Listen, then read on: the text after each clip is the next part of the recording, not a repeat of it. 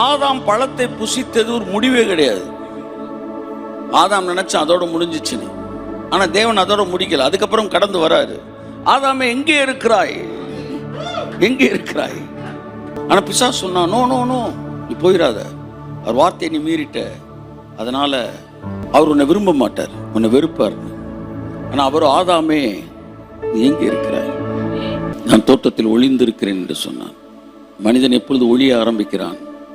பாவங்கள் வரும்போது ஒளிய ஆரம்பிக்கிறான், தவறுகள் செய்யும்போது ஒளிய ஆரம்பிக்கிறான், தன்னை மறைத்துக் கொள்கிறான். கர்த்தர் சொன்னார், புசிக்க கூடாது என்று சொன்ன பழத்தை நீ புசித்தாயா? கர்த்தருக்கு தெரியாதுன்னு நினைக்கிறீங்களா? தெரியும். நினைவுகளை எல்லாம் அறிந்திருக்கிறார், செயல் தெரியாதா? சாப்பிட்டியான்னு கேட்டப்ப ஆமா சாப்பிட்டேன்பான்னு சொல்லுவான்னு அவர் எதிர்பார்த்தார்.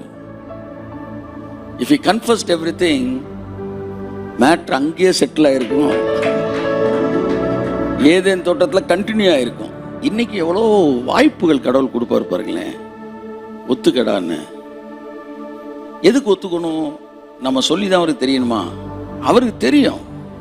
கேட்குறவங்க எல்லாம் தெரியாம கேட்குறாங்க நீ நினைக்கக்கூடாது, தெரிஞ்சே கேட்பாங்க. எதுக்கு ஒத்துக்கணும்? நான் திருந்திட்டேன்ற அடையாளமே நான் ஒத்துக்கிறது தான். ஆமே.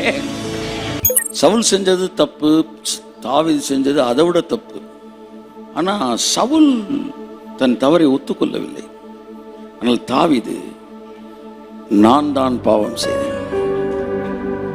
ஒரு ராஜா சொல்றான், நான் தான் பாவம் செஞ்சேன். நான் கேட்டேன், என்ன ஆண்டவரே, அவ்வளவு பெரிய ராஜா தான் பாவம் செஞ்சேன்னு ஒத்துக்கிட்டான் அப்படின்றேன். அவன் ஒத்துக்கிட்டான்லடா, அதான்டா அவன் ராஜா. கைத்தட்டே.